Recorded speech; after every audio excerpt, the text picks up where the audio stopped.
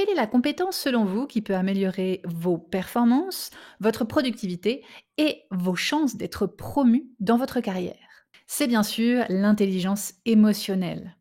Pourtant, souvent, quand j'en parle avec des élèves, on me dit que le concept reste assez flou. Alors que c'est sûr, l'intelligence émotionnelle, c'est un concept qui vous permet de réussir dans votre carrière. Et des fois, ça semble un peu difficile à définir. Aujourd'hui, ce que je vais vous proposer, c'est de clarifier tout ça. Donc, d'abord, on va voir qu'est-ce que l'intelligence émotionnelle. Et ensuite, je vais vous partager 3 méthodes pour la développer. 3 stratégies concrètes à mettre en place pour développer votre intelligence émotionnelle. Premier point, qu'est-ce que l'intelligence émotionnelle? Ce qu'on appelle l'IE.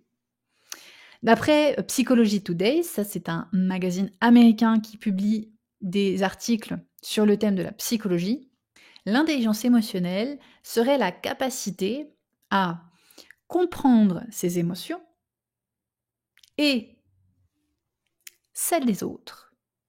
Deuxièmement, utiliser ses émotions pour accomplir des tâches.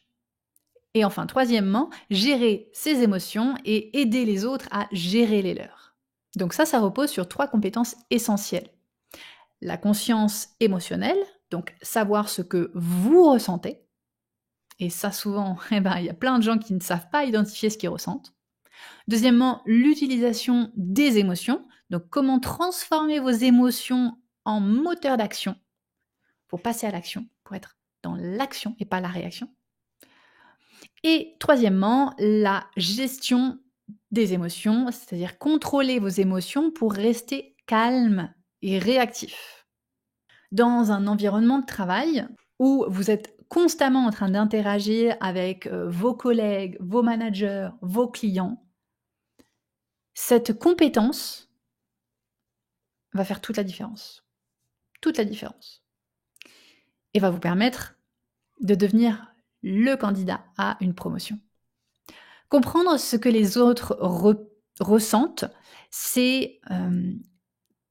et comme ils pensent, ça va favoriser vraiment vos relations.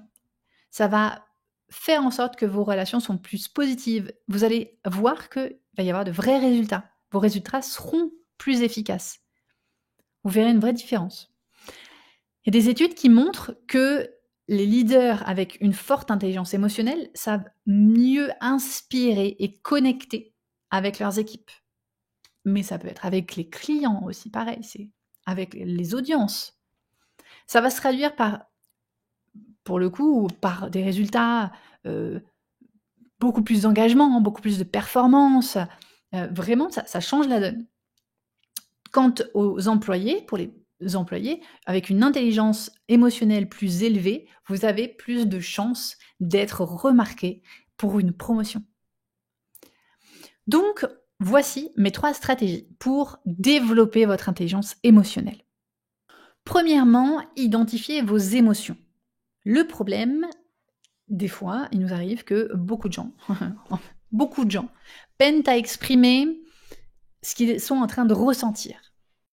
Par exemple, vous recevez une remarque désagréable qui vient vous déranger sur une réunion. Ça vous met sous pression, vous êtes, voilà, ça vient vous toucher, mais vous ne comprenez pas exactement pourquoi. Ça, c'est quelque chose qui arrive à tout le monde, ça nous est tous déjà arrivé. Donc la solution dans ce cas-là, c'est vraiment apprendre à observer nos émotions. Ok, il y a quelque chose qui me dérange. J'arrête pas d'y repenser. La réunion, elle est passée, ça fait 2 jours, j'y repense tout le temps. Posez-vous, prenez un moment pour analyser ce que vous ressentez. Et pourquoi vous ressentez ça? Alors, une petite astuce utile, les émotions ont une énergie intense ou faible. Enfin, intense, faible. Et de la même manière, elles sont soit positives, soit négatives. Et ça va être très intéressant pour vous aider à identifier vos émotions. Par exemple, émotion haute intensité et positive. Ça, c'est l'enthousiasme que vous pouvez ressentir après avoir réussi, fait une vente, conclu un marché. Basse intensité, mais positive. Ça, c'est la détente que vous allez ressentir après avoir fini un contrat super relou à faire. Ah, vous êtes soulagé. Haute intensité, mais négatif cette fois. Ça, c'est la frustration d'avoir fait une grosse erreur dans votre travail. Basse intensité et négatif, ça, c'est la démotivation que vous pouvez ressentir après une journée difficile. Ça va vous permettre d'analyser. Parce que l'idée, c'est de pratiquer, c'est de vous demander, OK, qu'est-ce que je suis en train de ressentir? Est-ce que mon émotion, elle est intense ou est-ce qu'elle est légère? Est-ce qu'elle est intense ou est-ce qu'elle est légère? Et est-ce qu'elle est positive ou est-ce qu'elle est négative? Et comme ça, vous la situez dans un de ces 4 pôles. Et ensuite, vous vous posez la question, qu'est-ce qui l'a déclenché? Cette démarche-là, ça va vraiment vous permettre, vous aider à prendre du recul et à choisir comment vous allez pouvoir répondre plutôt que de réagir. On répond en choisissant d'agir et on réagit de façon inconsciente. Donc, soyez l'action en conscience plutôt que la réaction inconsciente.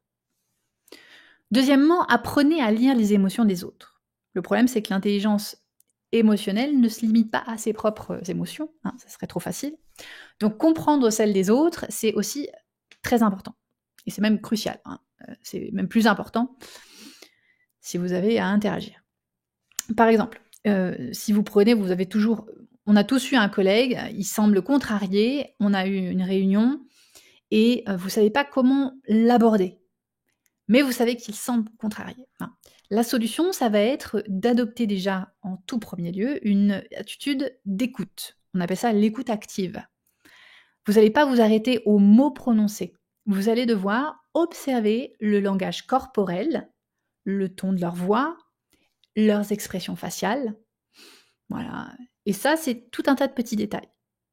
Et la question à poser, ça va être comment tu te sens?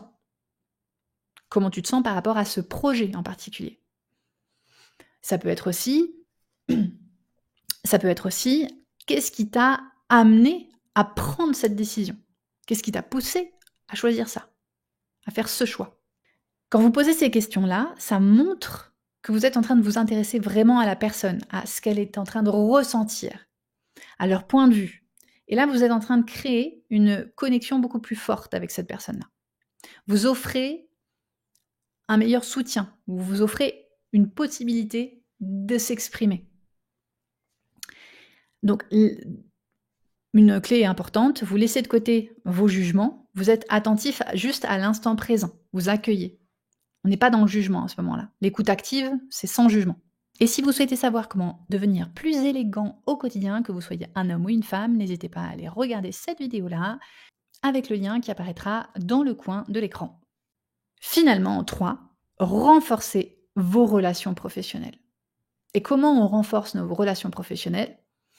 Parce que même avec une bonne compréhension de l'intelligence émotionnelle, il faut apprendre à gérer nos relations au quotidien. Par exemple, vous avez un désaccord avec un collègue et vous sentez que ça pourrait rapidement devenir vraiment conflictuel avec cette personne. Vous n'avez pas besoin d'être les meilleurs amis du monde. Par contre, la solution, ça va être de contrôler votre communication non verbale. Si vous êtes en désaccord, souvent, des fois, ça se voit physiquement. Assurez-vous que votre visage ou que votre posture n'est pas en train de transmettre de l'hostilité involontairement. Et souvent, on le sait, les personnes qui sont très extraverties, elles sont très visuellement, ça se voit beaucoup, ça se voit directement qu'on est en train de les embêter. Essayez juste de contrôler vos émotions. Deuxièmement, vous pouvez utiliser de l'humour, ajouter une touche d'humour, faites une plaisanterie, essayez de détendre la situation.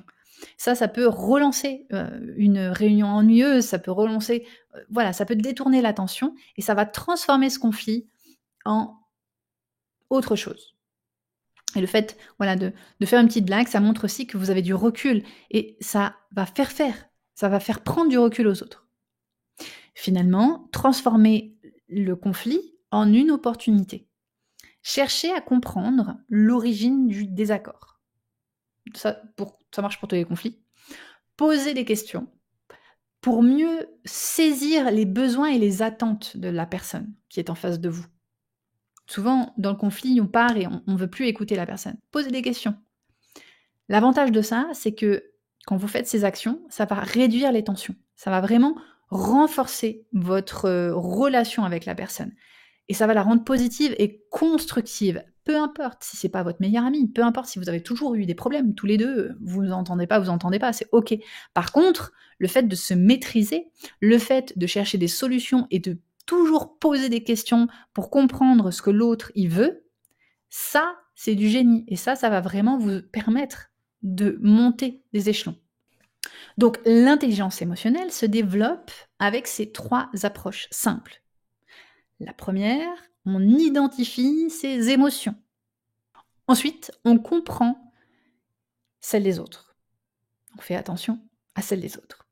Et enfin, on gère efficacement ces relations en gérant notre façon de réagir aux réactions et en essayant de gérer les réactions des autres. Si vous travaillez sur ces points, vous serez mieux préparé à relever tous les défis professionnels que vous allez rencontrer. Vous allez renforcer votre leadership. Et puis, vous avez de grosses chances d'atteindre vos objectifs de carrière et puis d'être promu.